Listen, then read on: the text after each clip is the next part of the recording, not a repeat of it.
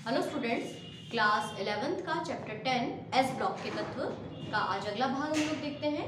पिछली वीडियो में मैंने आपको एस ब्लॉक के तत्वों के इलेक्ट्रॉनिक विन्यास बताए, उनके कुछ भौतिक रासायनिक गुण बताए, जिनमें हमने ज्वाला का रंग वाला प्रश्न या वो बहुत ज़्यादा क्रियाशील क्यों होते हैं, इनको क्षार धातु क्यों कहते हैं, वर्ग 1 को, इन सारी बातों का अध्ययन किया था।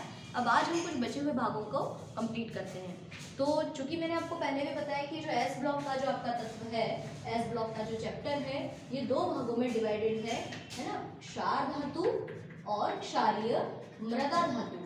दो भागों में इसको हमें पढ़ना है, लेकिन कुछ कॉमन चीजें हैं इनमें, कुछ ऐसे गुण हैं जो कि दोनों में एक समान होते हैं। जैसे क्षार धातुएं जो होती है ना, हम लोग इलेक्ट्रॉनिक विन्यास की बात तो कर चुके हैं। मैं आपको कुछ कॉमन फैक्टर बताऊं कि क्षार धातुएं M+ आयन बनाती हैं। M+ आयन का मतलब कि एक इलेक्ट्रॉन त्यागती हैं और इनके बाह्यतम कोश में एक इलेक्ट्रॉन होता है, इसलिए इनकी ऑक्सीकरण संख्या +1 होती है। जबकि क्षारीय मृदा धातुओं के बाह्यतम कोश में 2 इलेक्ट्रॉन होते हैं, तो वो दोनों इलेक्ट्रॉनों को त्याग कर M2+ आयन बनाती हैं, मतलब +2 चार्ज। एक उदाहरण भी बता दूं मैं आपको, जैसे सोडियम, परमाणु क्रमांक 11, इलेक्ट्रॉनिक विन्यास 281।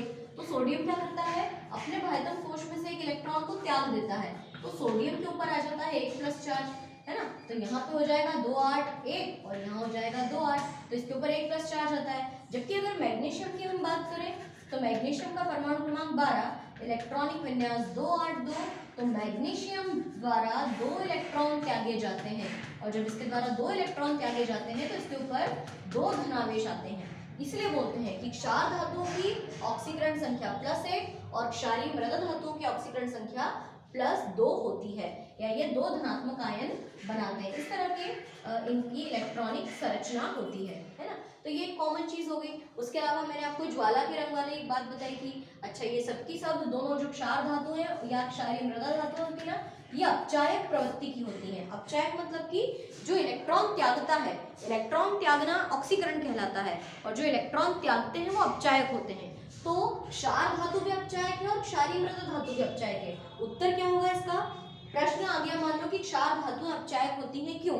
तो हम इसका जवाब देंगे कि क्षार धातुओं के बाह्यतम कोश में एक इलेक्ट्रॉन होता है और जिन्हें आसानी से त्याग कर ये उत्कृष्ट गैस की तरह स्थायी विन्यास प्राप्त करना चाहती हैं। इलेक्ट्रॉन त्यागने के कारण ये अपचायक प्रवृत्ति की होती हैं। ठीक यही जवाब क्षारीय मृदा धातुओं के लिए भी होगा। क्षारीय मृदा धातुएं कौन कौन होती हैं?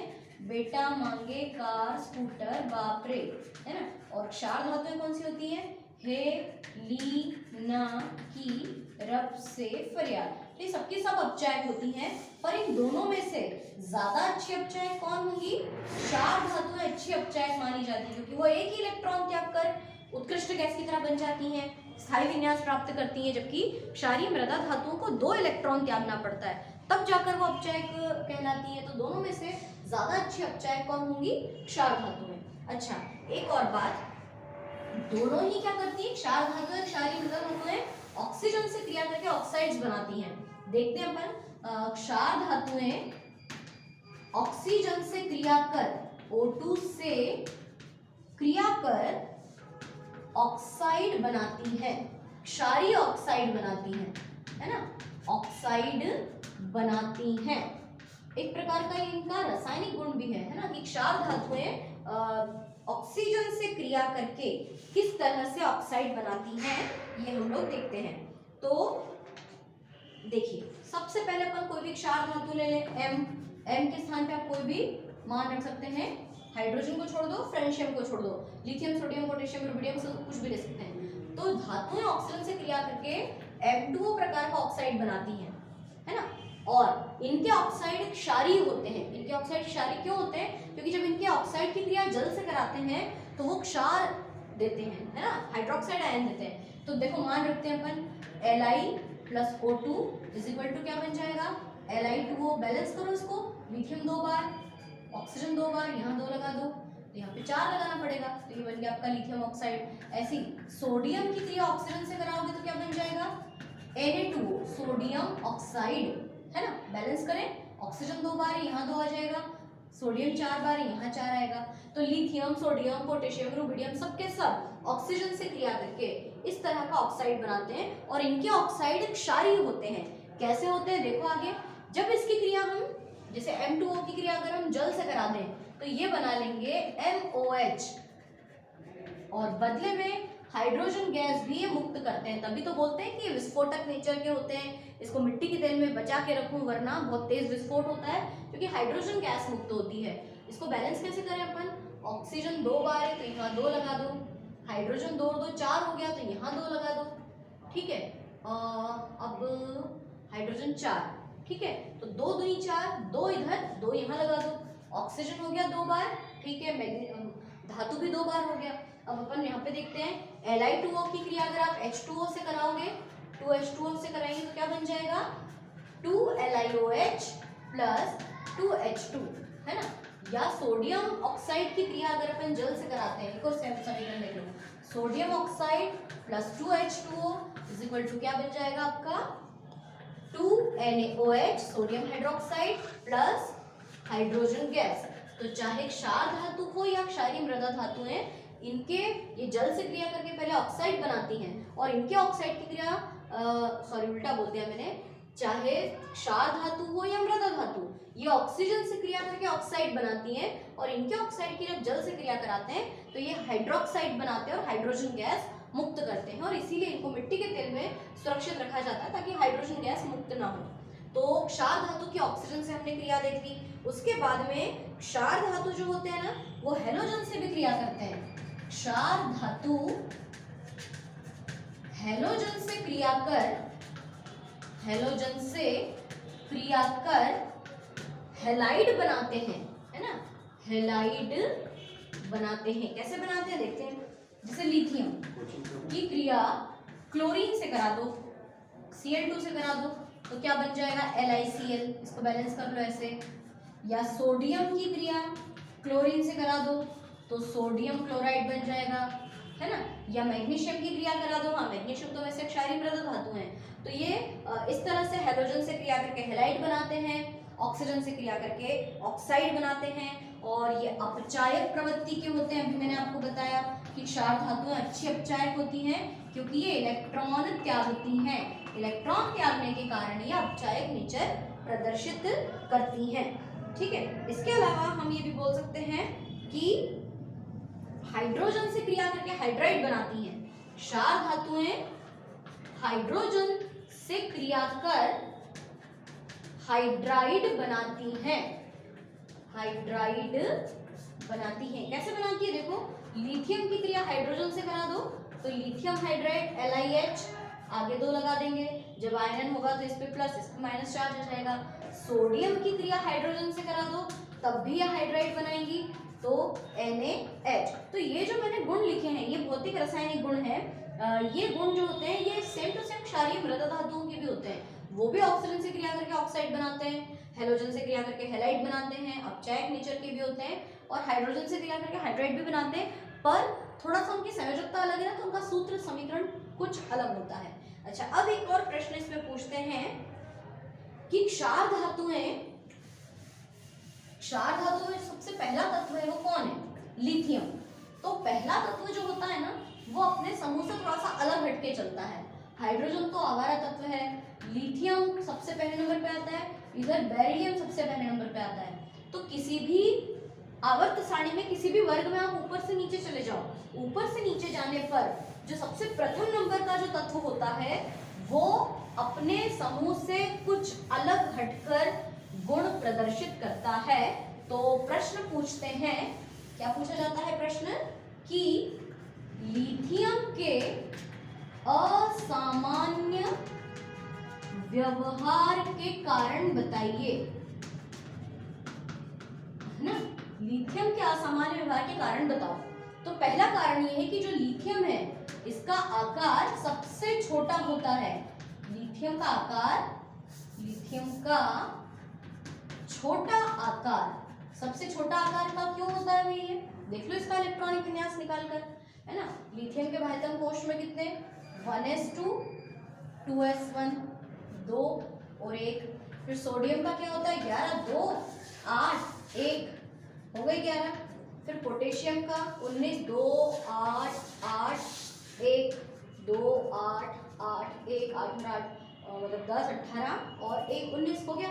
तो जैसे जैसे समूह में आप ऊपर से नीचे आओ जाओगे, अब मान लो रुबिडियम आ गया, तो जैसे जैसे हम किसी भी वर्ग में ऊपर से नीचे आते हैं, लगातार ऊपर से नीचे आने पर आकार कंटिन्यूअसली बढ़ता जाता है। तो इसलिए ये एक तो सबसे छोटे आकार का होता है, लिथियम का आकार अपने समूह में सबसे छोटा होता है, पहला रीजन। दूसरा, उच्च आयनन ऊर्जा, आयनन ऊर्जा, इसकी आयनन ऊर्जा सबसे ज्यादा होती है, सर्वोच्च होती है। मतलब आयनन ऊर्जा किसको कहते हैं?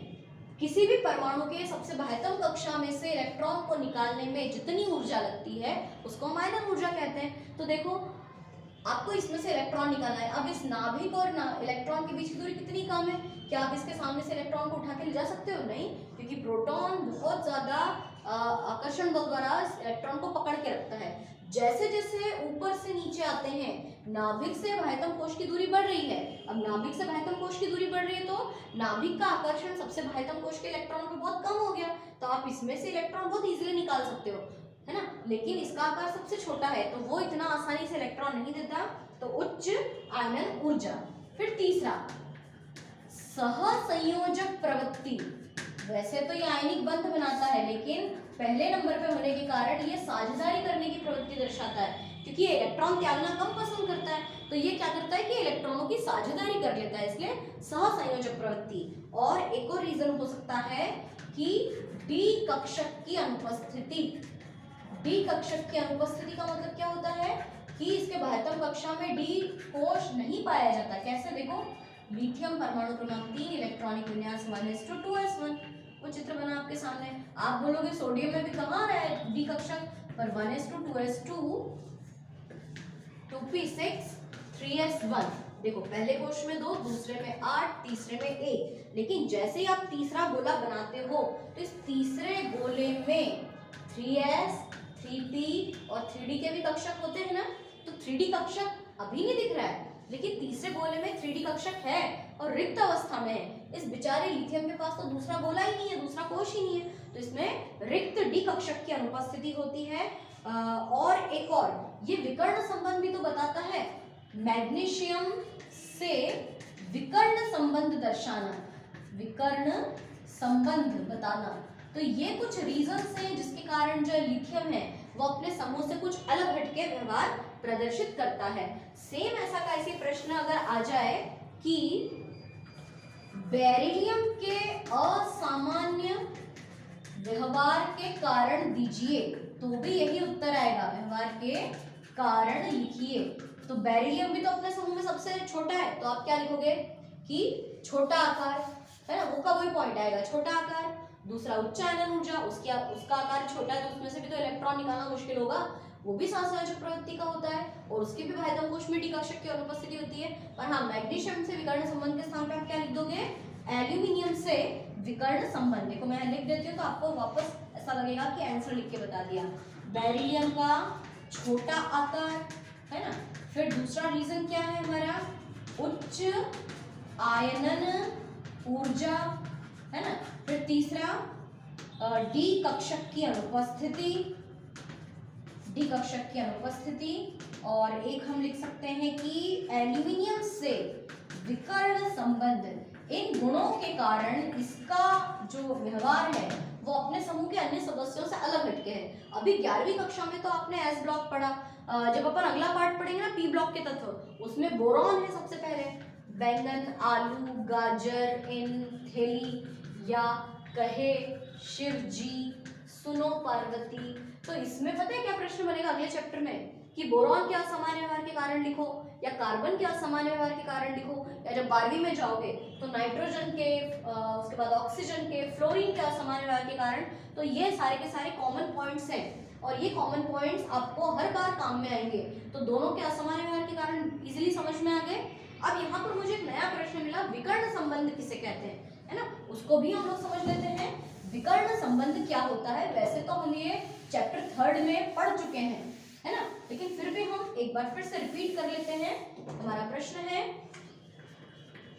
विकर्ण संबंध क्या है, किसे कहते हैं? लिथियम मैग्नीशियम में विकर्ण संबंध लिखिए, या लिथियम मैग्नीशियम के वो पॉइंट्स लिखिए, ऐसे गुण लिखिए जो कॉमन होते हैं। तो विकर्ण संबंध आवर्त सारणी की तरफ जाना पड़ेगा। देखो आवर्त सारणी में पहले आवर्त में कितने तत्व होते हैं? पहली बात तो आवर्त किसे कहते हैं? जो ऐसे क्षैतिज लाइनें होती है ना, इस तरह से क्षैतिज खाने, वो आवर्त होते हैं। 7 आवर्त होते हैं। तो पहले आवर्त में तो आता है हाइड्रोजन और हीलियम, ये पहला आवर्त है ना। फिर उसके नीचे कौन आता है? दूसरा आवर्त। दूसरे आवर्त में कौन कौन आता है? हाइड्रोजन के नीचे lithium, beryllium, boron, carbon, nitrogen, oxygen, fluorine और नियॉन, है ना। 8 तत्व आ गए। पहले आवर्त में 2 तत्व हैं, अति लघु आवर्त। दूसरे आवर्त में 8 तत्व हैं और जो तीसरा आवर्त है उसमें भी 8 तत्व हैं। तीसरे आवर्त में कौन कौन आता है? Sodium, magnesium, aluminium, silicon, phosphorus, sulphur, chlorine और ऑर्गन।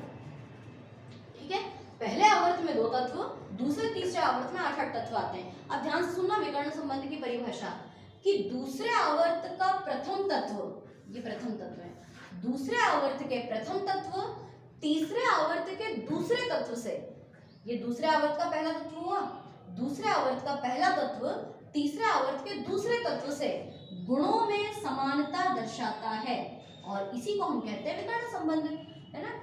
आवर्त सारणी में दूसरे आवर्त के प्रथम तत्व, दूसरे आवर्त के प्रथम तत्व, ब्रैकेट में लिखना लिथियम, बेरिलियम, बोरॉन, है ना।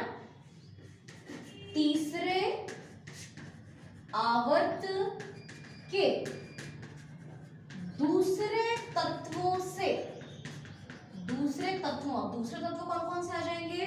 मैग्नीशियम, एल्यूमिनियम, सिलिकॉन से गुणों में समानता दर्शाता है, जिसे विकर्ण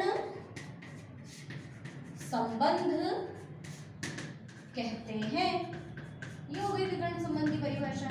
वैसे 3rd चैप्टर में पढ़ी है, पर आज फिर से मैंने दोबारा रिपीट करा दी, भूल गए होंगे आप लोग। तो दूसरे आवर्त के प्रथम तत्व जैसे लिथियम, बेरिलियम, बोरॉन, तीसरे आवर्त के दूसरे तत्व जैसे मैग्नीशियम, एल्यूमिनियम, सिलिकॉन से गुणों में समानता दर्शाते हैं, जिसे हम विकर्ण संबंध कहते हैं, है ना। तो अगर विकर्ण संबंध आता है परीक्षा में कि लिथियम मैग्नीशियम में लिखो या बेरिलियम एल्यूमिनियम में या बोरॉन सिलिकॉन में, तो आपको हर बार विकर्ण संबंध की परिभाषा लिखनी है और ये ऐसे बनाना पड़ेगा। आपको अगर ये याद नहीं है ना, ये मत बनाना, बस इसको मैंने मिटा दिया, इसको भले ही मत बनाना, लेकिन जिनके बीच में विकर्ण संबंध है वो तो बनाना जरूरी है ना।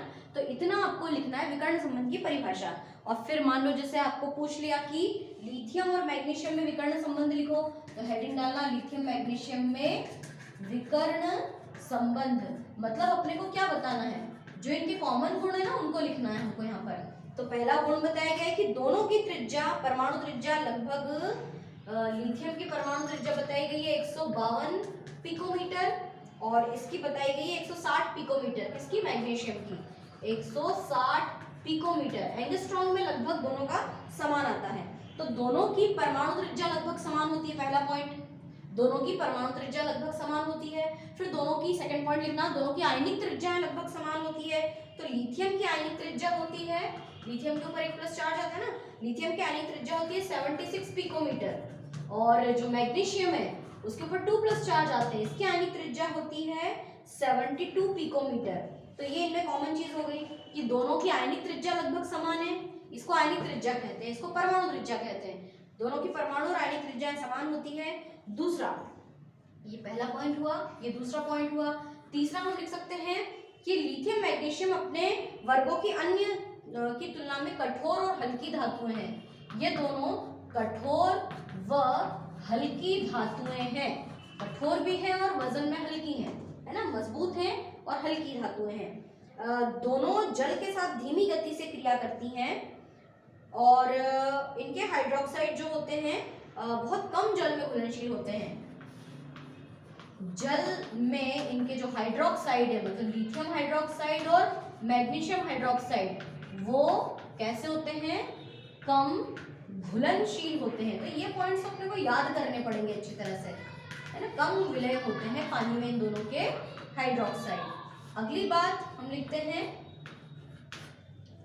कि दोनों नाइट्रोजन से संयोग करके लिथियम नाइट्राइड, दोनों नाइट्रोजन से क्रिया कर, मैं भी लिखती हूँ इसकी समीकरण, नाइट्रोजन से क्रिया कर क्रमशः क्या क्या बनाती है, लिथियम नाइट्राइड Li3n और मैग्नीशियम नाइट्राइड Mg3n2 बनाती है ना। दोनों नाइट्रोजन से क्रिया करके नाइट्राइड्स बनाते हैं, बाकी सब नहीं बनाते हैं। देखो लिथियम की नाइट्रोजन से क्रिया देखते हैं, लिथियम प्लस नाइट्रोजन से बना Li3n, कुछ नहीं बैलेंस करना है, नाइट्रोजन 2 बार है 2 लगा दो, लिथियम 6 बार है 6 लगा दो।